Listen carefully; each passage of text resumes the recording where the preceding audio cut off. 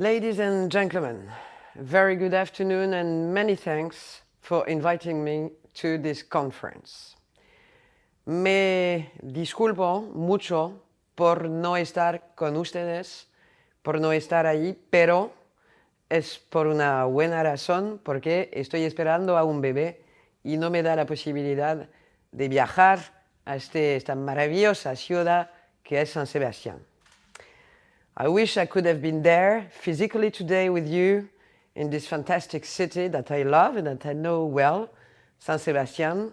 But it is, as I told you in Spanish, for a good reason, because I'm waiting for a baby and it was not very serious, past 7 months and a half to take a flight, to take a train, even the car to come and to see you in San Sebastián. But be sure that I'm here with my head and with my heart to share the moment with you.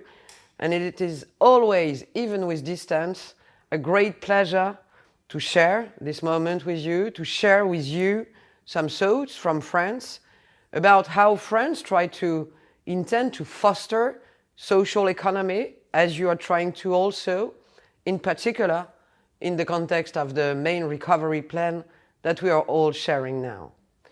During the COVID crisis, companies and different bodies of the social economy managed to come up with credible, with pertinent and with sustainable solutions to face the crisis. And I strongly believe that public policies must now do their best to encourage them and to boost their development. France has already been very active for a couple of years to promote, as you know, social economy, and it has now an ambitious program to encourage it both at national and international levels. Indeed, in order to single out the specificity of the social economy that you know, France adopted a law in 2014, a few years ago, which was totally dedicated to those activities of the social economy. This law clarified first the definition, but also the legal framework of companies and other bodies acting in the social economy. The other aim of the law was to allow those companies to receive more funding, for example, by attributing them a special status to reply to public procurement and by encouraging specific investments. France also developed an online platform. Few months ago, I developed it. It's called impact.gov.fr. This platform allows companies and other bodies to disclose information about their real social and environmental performance, enabling them to be visible to be potential investors. And you know that investors are searching most information dealing with social and environmental impact. You know this because we are all sharing also the work about the coming CSRD directive, which is coming during the next months at European level. And I know that you encourage the directive as France do. Those public policies were developed even more during the COVID crisis in the context of the recovery plan, and it's already helped the solidarity economy to grow significantly. Indeed, today, this sector represents approximately 10% of the GDP and 14% of jobs in France. This is huge.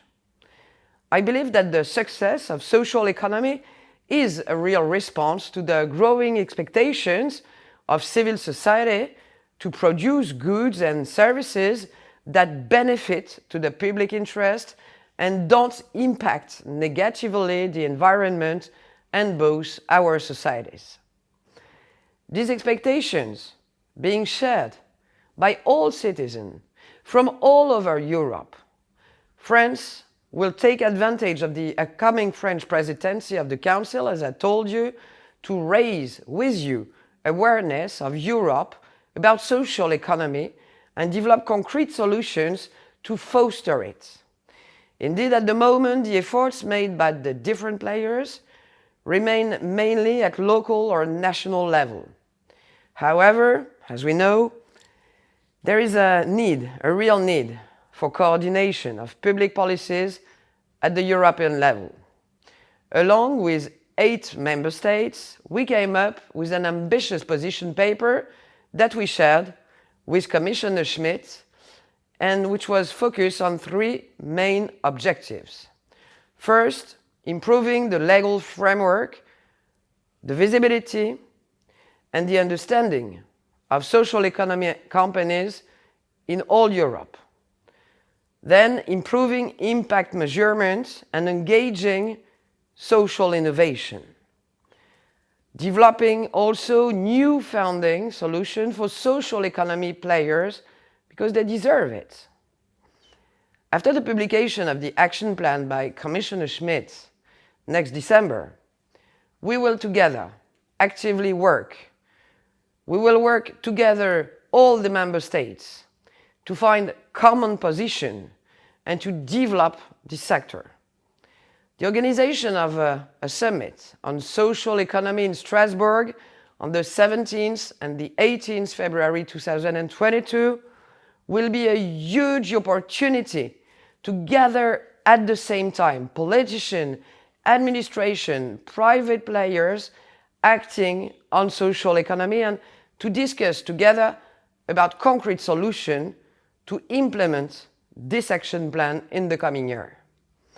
I really expect the 27 ministers for social economy, from Portugal to Romania, from Sweden to Italy, from France to Spain, to come to Strasbourg and to discuss together, to discuss with me an ambitious political agreement for social economy.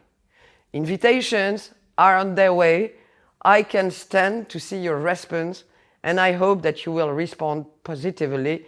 I hope to see you in Strasbourg.